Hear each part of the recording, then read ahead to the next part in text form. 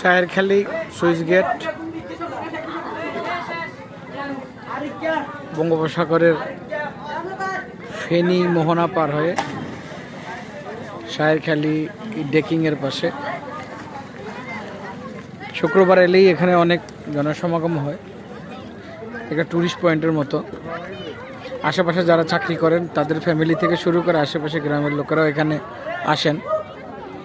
অনেক গাড়ি দেখা যাচ্ছে। আছে কিছু ছোটোখাটো দোকান, ভ্রাম্যমান দোকান, যেখানে দুধি পাওয়া যায়, পান সিগারেট পাওয়া যায় এবং কি ফুচকাও পাওয়া যায়, বাদাম টাদাম এগুলো পাওয়া যায়। যাই হোক, কক্সবাজার যারা যেতে পারেন না সময়ের অভাবে বা অন্য কোনো কারণে, তাদের জন্য এটি দিনে দিনেই পর্যটন কেন্দ্র হয়ে উঠেছে, ট্যুরিস্ট পয়েন্ট। এখানে কক্সবাজারের মতো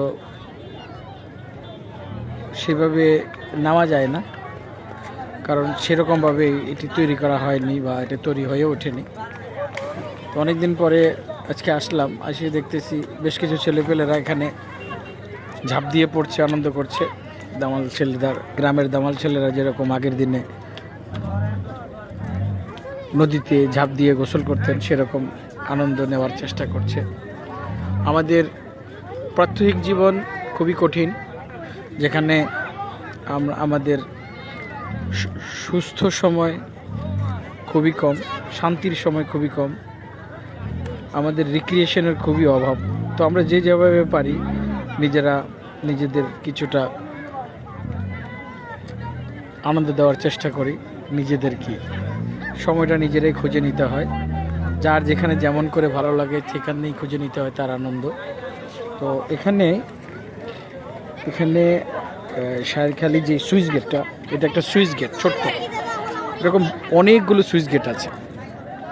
সংখ্যাটা এই মুহূর্তে মনে করতে সম্ভবত 16 থেকে 24-এর কথা হতে পারে, এখানে এরকম আছে টোটাল। আমার কর্মক্ষেত্রের পাশে হওয়াতে আমি প্রায় আসি।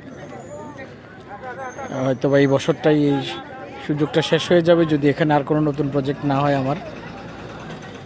আমরা বেশ